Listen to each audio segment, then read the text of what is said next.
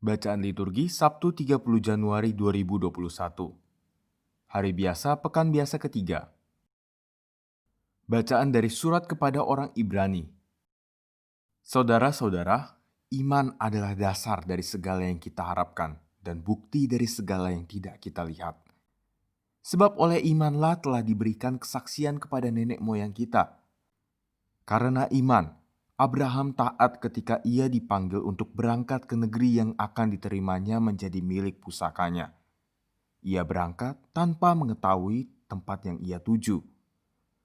Karena iman, ia diam di tanah yang dijanjikan itu seolah-olah di suatu tanah asing. Dan di situ ia tinggal di kemah dengan Ishak dan Yakub, yang turut menjadi ahli waris janji yang satu itu. Sebab ia menanti-nantikan kota yang beralas kokoh, yang dirancang dan dibangun oleh Allah sendiri.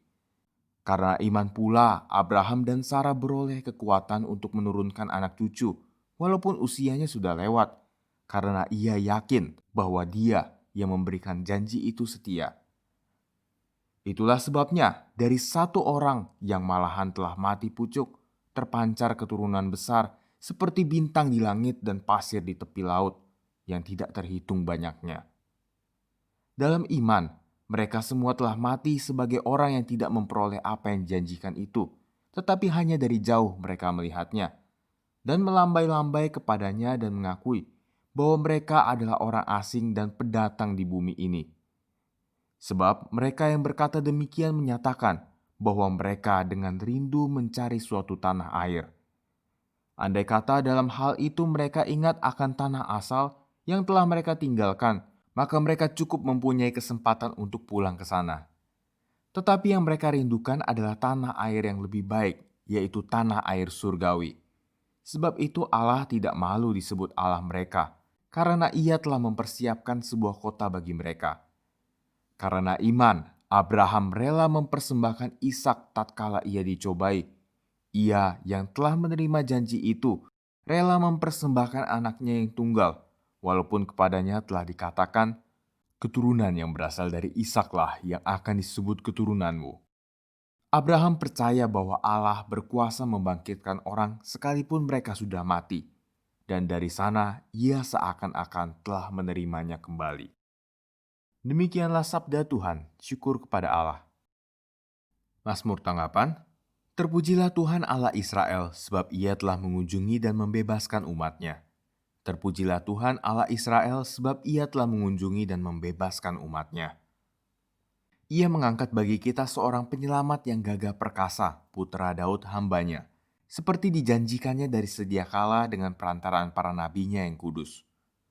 Terpujilah Tuhan Allah Israel, sebab Ia telah mengunjungi dan membebaskan umat-Nya, untuk menyelamatkan kita dari musuh-musuh kita dan dari tangan semua lawan yang membenci kita, untuk menunjukkan rahmat-Nya kepada leluhur kita dan mengindahkan perjanjian-Nya yang kudus. Terpujilah Tuhan Allah Israel, sebab Ia telah mengunjungi dan membebaskan umat-Nya. Sebab Ia telah bersumpah kepada Abraham, bapa kita, akan membebaskan kita dari tangan musuh, agar kita dapat mengabdi kepadanya tanpa takut dan berlaku kudus dan jujur di hadapannya seumur hidup. Terpujilah Tuhan Allah Israel, sebab Ia telah mengunjungi dan membebaskan umat-Nya. Haleluya, haleluya. Demikian besar kasih Allah kepada dunia sehingga Ia menyerahkan anaknya yang tunggal. Setiap orang yang percaya kepadanya memiliki hidup abadi. Haleluya. Inilah Injil Yesus Kristus menurut Markus, dimuliakanlah Tuhan.